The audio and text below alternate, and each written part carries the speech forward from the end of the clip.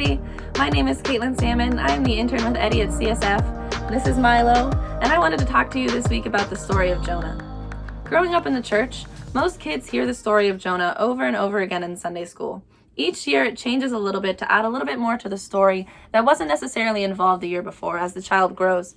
But by the time a person reaches adulthood, it's hard to believe that you could learn anything new from a story like that. These stories are so familiar, but I'd like to take a chance to really dig in and try to see what God could teach us as adults reading the story again.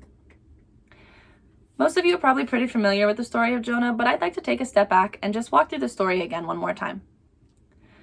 As some of you may know from the extremely catchy VeggieTales song, Jonah was a prophet, ooh, ooh, but he never really got it.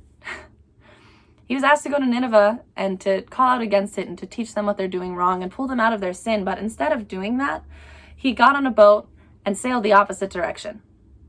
He fled from the presence of the Lord. And while on that boat fleeing from the Lord, a great storm came over the sea, only ceasing when the crew threw Jonah overboard. In Sunday school, the story is often used to look at obedience. Listen to your parents or you'll get thrown into the ocean and swallowed by a whale kind of thing.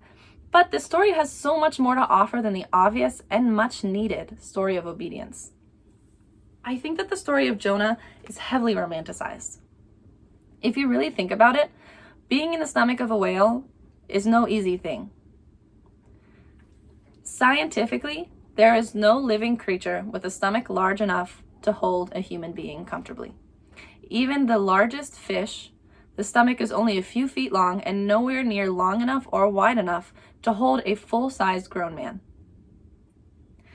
So Jonah, in the stomach of this whale, was stuck in an extremely claustrophobic, dark place. There's no light in the stomach, and on top of that, there is no air. So every time he takes a breath, he's losing more and more air and getting more and more uncomfortable. And this whole time, there's fish guts raining on his head, seawater coming into the ocean, and he's sitting in a literal pool of acid. I don't know about you guys, but that sounds to me like my worst nightmare. And sometimes in life, it can feel like that, right? Sometimes it can feel like we're stuck in this really dark, really claustrophobic place with metaphorical fish guts falling on our heads. Right now might seem like that for some of you. So let's take a moment and just really think about the story and what this has to teach us more than just to be obedient. Why do you think Jonah fled from the presence of the Lord? He did not want to go to the city of Nineveh for many reasons. In VeggieTales, it's because they're fish slappers. But in reality, they were living in sin just like we do. And Jonah didn't want to go and pull them out of their sin because he thought that other cities were better than Nineveh, and other cities had a chance of being redeemed more than Nineveh did. But God gave him this responsibility. Do you think God will let us run from our responsibilities? I think God will hold us accountable and keep us on track to make sure that we fulfill all of the responsibilities he has given us in our life, which is probably one of the best things about God. We can try to run away, but he's always going to bring us back and bring us into the path that he has given us. And sometimes that's going to take responsibilities that we're not happy about, but God will make sure that we are supported and make sure that we have everything we need and the love we need to fulfill those responsibilities. Additionally, that idea of going to Nineveh and going to our enemy's territory is kind of scary. That's definitely not a responsibility that a lot of people would want. But it brings the question, can our worst enemies ever be saved? They absolutely can. And this story shows that even the Ninevites, who are fish slappers, can get redeemed and can be brought into the grace of God and given the opportunity to feel God's love for real. And after Jonah goes and talks to the Ninevites, he leaves and he sits up on a mountain and he waits for God to strike down the city. Where is Jonah's faith in the power of God to turn a person's life around? I'm sure all of you can think of someone off the top of your head right now that you think sometimes, oh, there's no way God could save them. Oh, there's no way God would ever want to save them. Oh, that's a terrible person.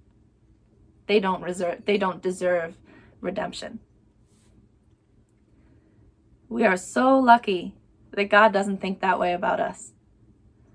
Because all of us, none of us deserve redemption. We are so blessed to have this God who came to earth and saved us and died for us so that we could have redemption. Jonah teaches us that sometimes even our worst enemies are the people that we need to go and talk to. Because while they get redemption, we will learn a lesson about ourselves. We'll learn a lesson about God. A lesson that really needs to be learned. And the lesson is that God loves all of us equally. And that God is willing to go to the ends of earth to save each and every one of us. Not just the guy who works at the church. Not just the guy who you like. Not just the guy who gives food away at the shelter, even if he doesn't believe. God is here to save the murderers, the rapists. And as much as that's hard to believe, and as much as that sometimes weighs heavy on people's hearts, that's what makes our God so amazing. So take today to really just dig and think about what the story of Jonah has to teach you. This is just what I got out of it in my readings. And there's so much more to learn. Each person watching this can go and read these traditional Sunday school stories and learn something new that they never thought they would have learned. And every time they read it, they're going to learn something different. So we love you here, and if you have any questions or if you need any support ever, please feel free to reach out to CSF. We have a Facebook, you can find us. Our emails are on our website as well, so please just feel free to reach out to us if you have any questions or need any support. We love you all. We hope you're having an amazing week.